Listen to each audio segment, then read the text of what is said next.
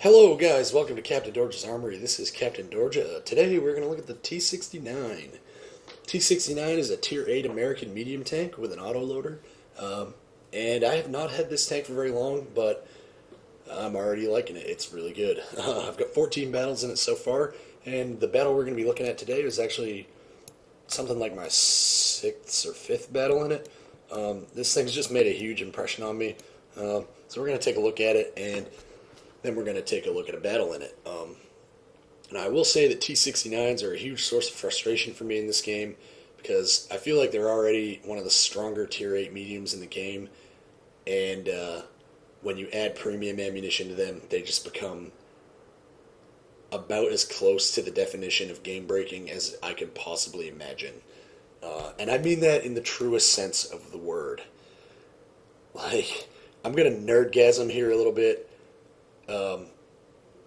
We're going to reach back in time to Star Wars A New Hope, when Obi-Wan Kenobi tells Darth Vader that if he strikes him down, he'll become more powerful than you could possibly imagine.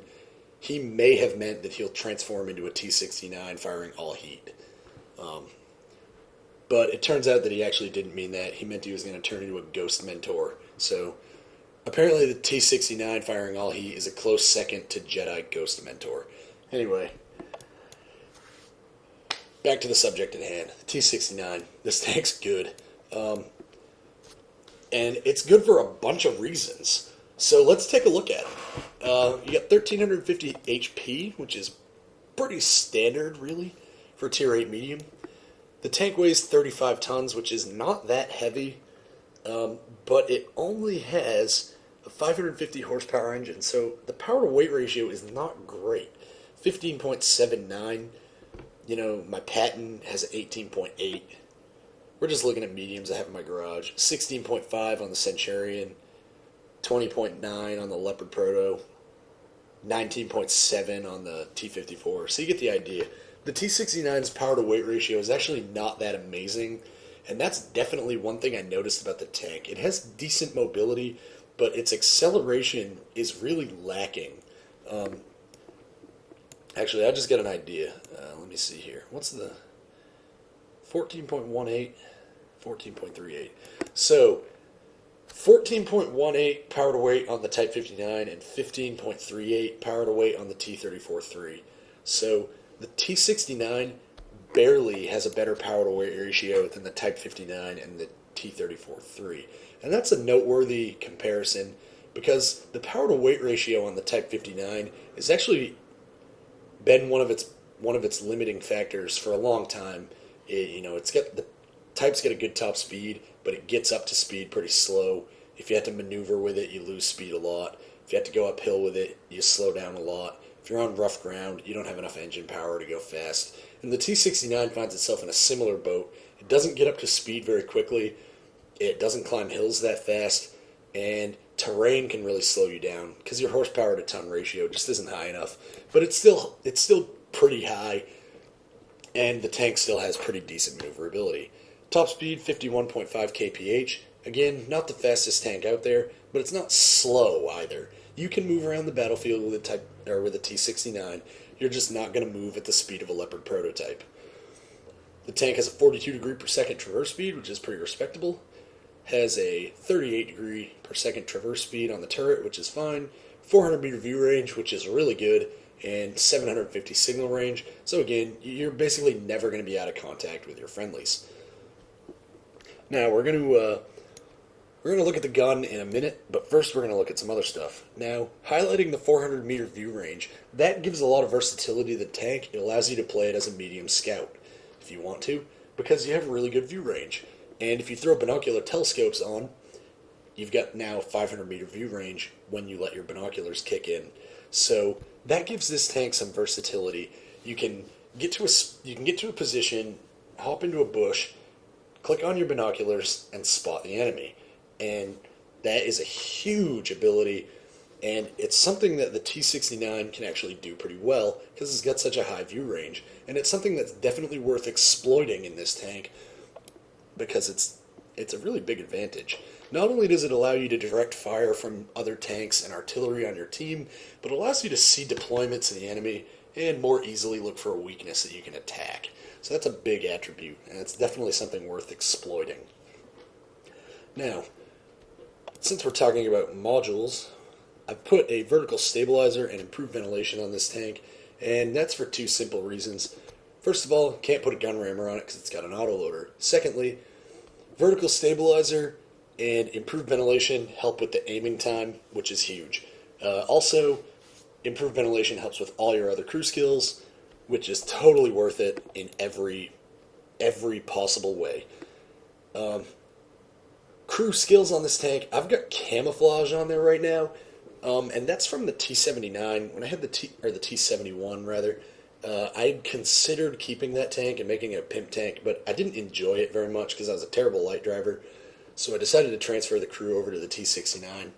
And camouflage is definitely a skill that this tank can use, but I really feel like repair would probably be more valuable because we are on a medium tank.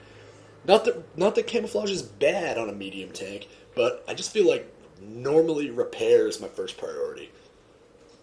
But anyway, camouflage is definitely a good thing to have. When we get the commander to 100, he'll put on 6 cents, and I'll probably do repair on just about everybody else. Anyway, we're going to move on to the gun now, because the gun is like the point of contention with the T69, and I want to compare the gun to what is, in my opinion, its closest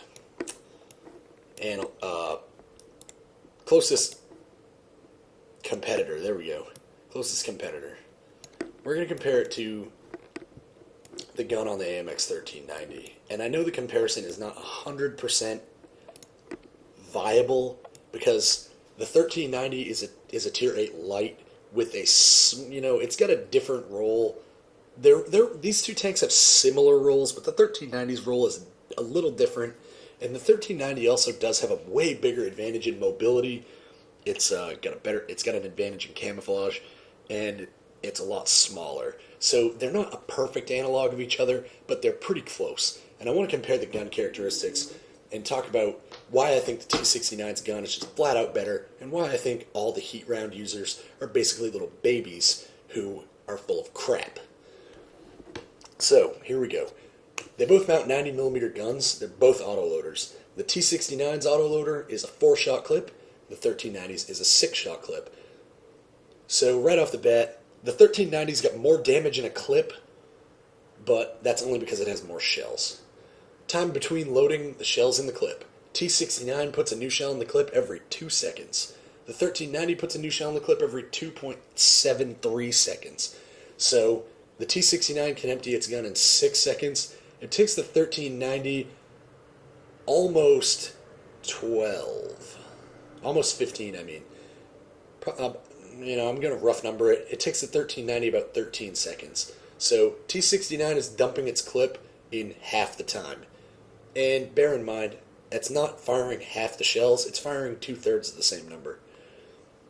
So that's a pretty big advantage. Time to completely reload a new clip. On the T69, 27 seconds. On the 1390, 42. So yeah, alright. The 1390 takes double the amount of time to empty its clip to do 2 shells more worth of damage, and it has almost double the reload time. That sounds completely balanced to me. Next, we're going to look at the penetration. The T69 has 173 pen with standard ammo, 250 with heat, and 45 with HE. The 1390 has 170 pen with standard ammo, 248 with APCR, and 45 with HE. So basically, we're just going to say the pen is the same on the guns, because for all intents and purposes, it is. And the damage is exactly the same, 240, 240, 320. Gun accuracy is the same, 0.38. And aiming time, the T69's got a slight edge with 2.9 seconds over the 3 seconds on the 1390. And this is why the vertical stabilizers and the vents on the T69 are so crucial, because you can load a shell into the magazine before you can aim the gun. So the vents and the vertical stabilizer lower the aiming time to get it closer to the reload time on the gun to enable you to dump your clip faster. And that's a huge, huge, huge thing with autoloaders. Now, we're going to jump over to the gun penetration, and we're going to talk about why I think T69 drivers who whine and complain about heat shells are totally full of crap. The heat on the T69 basically allows you to shoot just about anywhere on way too many tanks. And that's pretty much the definition of game breaking, because one of the weaknesses of this tank is that it has to maneuver to where its comparatively low penetration can be effective. And that is built into the game as a balancing aspect. And it's what allows tanks that don't have, an autoloader that does ridiculous burst damage to compete against tanks that do have ridiculous burst damage, is that these autoloaders tend to be of slightly lower penetration and have other weaknesses associated with them, like long reload times between clips. But if we look at the T69, it doesn't have a long reload time between clips, and if you put heat in it, it's got good penetration. It's got better penetration than most Tier 8 heavies. It's got as much penetration as a lot of Tier 9 heavies. And the penetration doesn't diminish at range. Now, the shells are basically worthless if they hit spaced armor, but really, so is regular armor-piercing ammo. Regular AP rounds into spaced armor is a complete fool's errand. Don't shoot at it. It's not going through. So that's not really a drawback for heat. That's just a drawback for all shells. You don't lose any penetration with range. That's a big advantage, and it's an advantage that the 1390 does not get, because it uses APCR, which lose penetration at range faster than standard AP. Now, the heat rounds do not get any normalization, so if you're shooting angled plates, they are more likely to bounce, but they're still not that likely to bounce. And the normalization on APCR is reduced, so they are also more likely to bounce than standard AP. So while that is a weakness of heat shells, it's also sort of a weakness of APCR shells, so I don't really consider that much of a drawback, and I definitely don't consider it a drawback when you look at the fact that you're going from 173 pen to 250. Now, honestly, I don't understand why, if T69 drivers, quote-unquote, have to fire all heat to be effective, why 1390 drivers haven't been firing all APCR since Prem Ammo for credits came out. And probably my answer to that would be 1390 drivers don't have to fire all heat because they're playing their tanks correctly. I mean, if you ask me, you have almost no excuse to roll full heat into T69. Now, before we get on to hypocrisy, I will admit I carry 3 heat clips in my T69. I think to this day I have fired 3 heat shells out of that tank. And using standard AP, I consider this tank to be pretty overpowered. Now, the heat shells cost 4,000 a shot, which is a lot, but you can dish out so much destruction with them that it's not really that big of a problem. And if you're like me and you have a couple of Tier 8 premium tanks, I could drive this tank at 100,000 credit loss per battle and not really even care.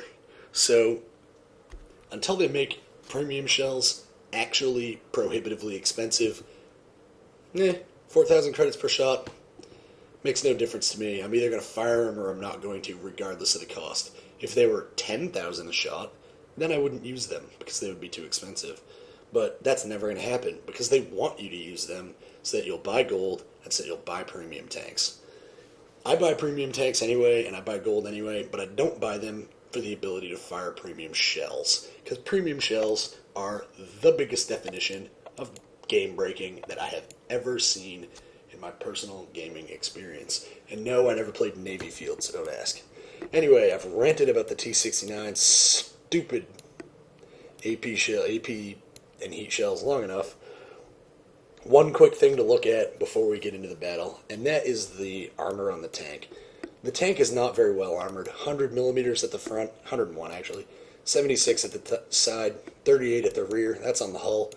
And the turret, 152 at the front, 76 at the side, 114 at the rear. Now, the thing about the turret, though, is that the turret can be pretty troll on these American autoloaders. This is what is called an oscillating turret, and this part of the turret from the front is really quite well sloped. And this part is also the part that is armored. This part, in my experience, the lower portion of the oscillating turrets, is essentially unarmored.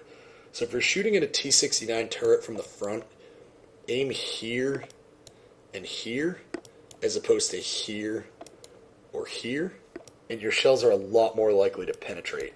That also applies to the T54E1 and the T57 Heavy. Now with the French autoloaders, it's not nearly as big of a deal, because if we compare their turret shapes, yeah, it's going straight through no matter where you hit. Plus their turrets are a lot thinly armored, more thinly armored. Now one thing about firing here at the T69 is you'll get a lot of zero damage crits from breaking the observation device, which I don't really think is that worth it. View range is an attribute, an asset of this tank, but I don't think it's worth specifically trying to knock out the viewports on it. So if you want to shoot a T69 from the front, shoot for the turret cheeks on the lower part of the oscillating turret. That's the part that's weak. If you're driving a T69 and you're hull down, if you can get people to shoot here, they're going to bounce a lot. It's really troll. It's 152 millimeters thick. That's no laughing matter on a Tier 8 tank. Anyway, guys, we've been in the garage for way longer than I wanted because I had to elucidate on the... I don't know if that's even the right word. I had to elaborate on the BS that I consider to be this tank's heat shells. Anyway, enough is enough. Let's get into battle. Let's watch this tank fight. I've only played a few battles in this tank, and I already think it's overpowered. Not overpowered, I guess. I wouldn't say overpowered. Without using the heat shells, I wouldn't consider this tank overpowered, but I would say that it is overbalanced, which to me, overbalanced means that something is like a little too strong. It's like between balanced and overpowered is overbalanced. Like the T54. I think the T54 is kind of overbalanced. I would say that the T69. I would say the T69 is overbalanced. So yeah, let's get this sucker into battle and let's take a look at exactly what that means. Alright, so we're in battle in the T69. We are on the map South Coast. Tier 8 battle. Reasonably good matchmaking. 5 Tier 8s on the enemy team. 3 of them are tank destroyers. 5 Tier 7s. 4 Tier 7s only. And except for the fail platoon with a Churchill Mark 1, the rest of the team is Tier 6. So we're in a T69, so we can be pretty aggressive on this match because the enemy team is really not that strong. Again, pretty favorable matchmaking. With a tank like this, with a reload time as quick as this, we can deal out a lot of burst damage and then quickly reload and do it all again. With 240 damage per shell, that means that in a relatively short amount of time, we're able to deal out an average of 960 damage, which basically means if I see one of these Tier 6 tanks, they can be dead in 6 seconds, which is pretty brutal. So there we go, we got a KV-1S, we got a side, 3 shots in, and a T-43 finishes him off. So that was 4 seconds of firing. I just did 696 damage to that KV-1S. Pretty brutal. Now we have 1 shell left in our autoloader, and we're trying to find somebody that we could dump it into. I'm thinking maybe that T-34-1, if I can get a line on him. He would be a good bullet sponge for our last shot. But it doesn't look like we're going to get anything to shoot at. Our team has already lost a Comet, a Hellcat, and a Type 58, which is actually hard to believe that that's even possible, since the match was only about 70 seconds old when those 3 guys dropped. So just hats off to the incredible gameplay by those guys, and now it's time for the T69 to reload. So we're reloading our clip, which only takes 27 seconds in this tank, and oh my god, a wild Jagdtiger 88 appears, so that is not good. But he's giving us all the lower plate in the world, so we're going to punish him. And we actually just bounced 2 times off him, which was not ideal, but we put 2 in.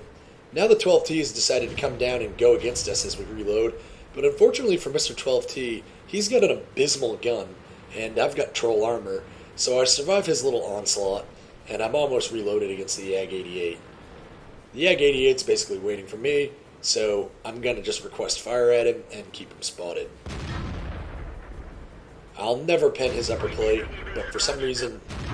Oh, I'm firing heat now. I just realized I am actually shooting heat. So, our first heat shell bounced, our second heat shell went in, our third heat shell went in.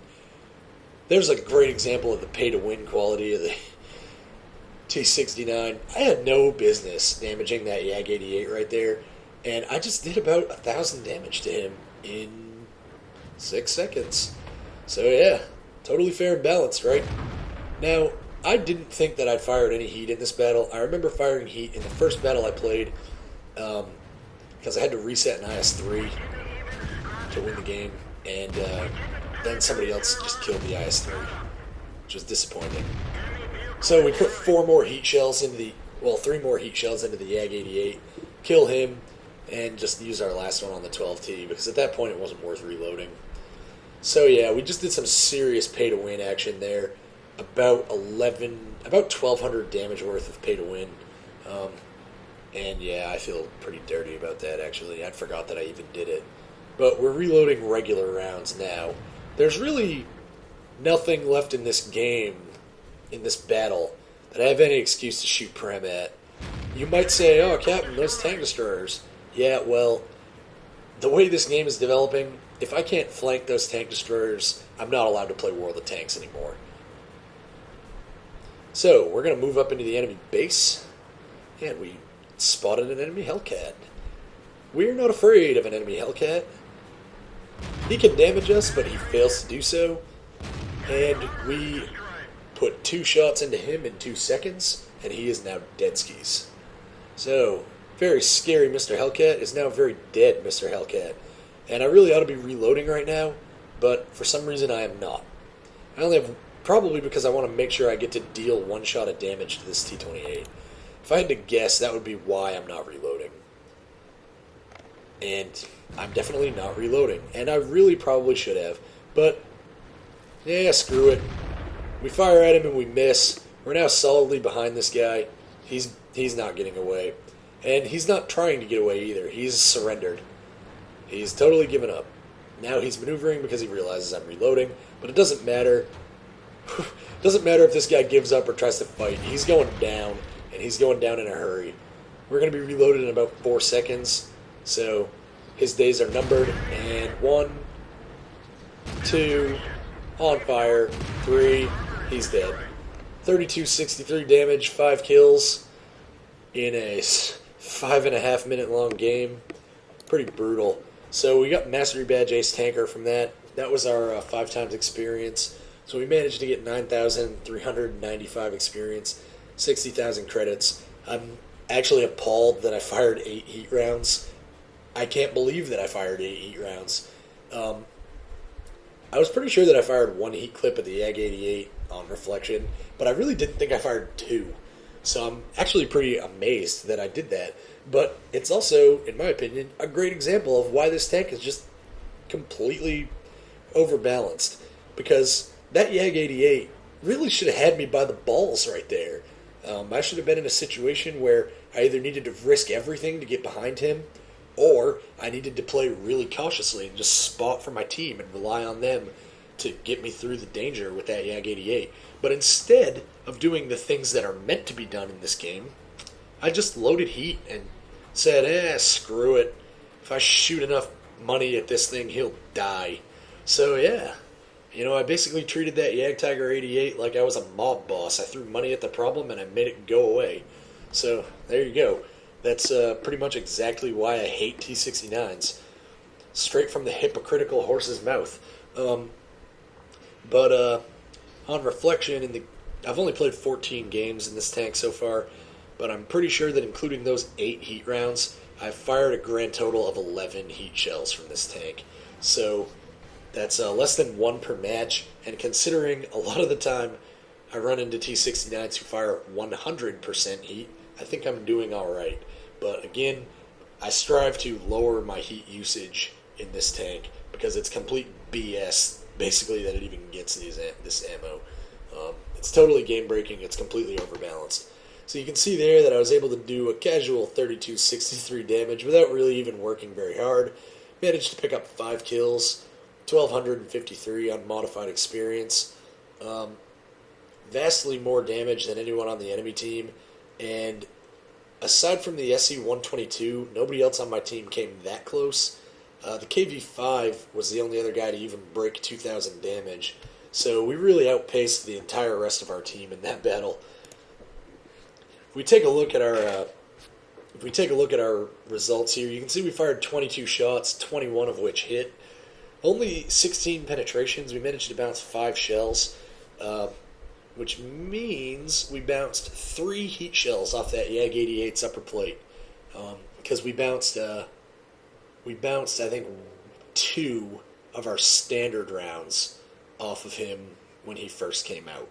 So we actually bounced 3 heat shells off that Jag-88. But considering that we fired 12 shells into his tank, and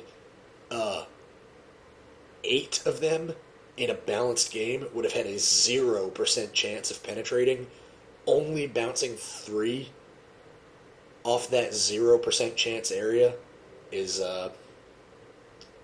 well, that's pretty nice. And, even with the lower plate shots, it's like a 50-50 chance with this gun. So we fired 12 shells into a guy where 8 in a balanced game would have never gone in, and 4 had a 50-50 chance. And we managed to put, out of those 12 shells in, we managed to put in 8 of them. So that's pretty good, since statistically we should have made maybe 2 or 3. So completely eradicating balance and averages with our heat shells. We decimated that Jag-88. It did cost us 26,000 credits to rearm the tank, but let's be honest, who cares? I still made 25,000 profit, and you guys have seen my garage. I've got enough premium tanks to cover it. 4,000 a shot is just not enough to discourage me from using heat ammo on the grounds of monetary cost alone. So yeah, T69. This was only like my 4th or 5th battle in it. I pulled down the ace tanker. My impression of this tank has been made. It is really good.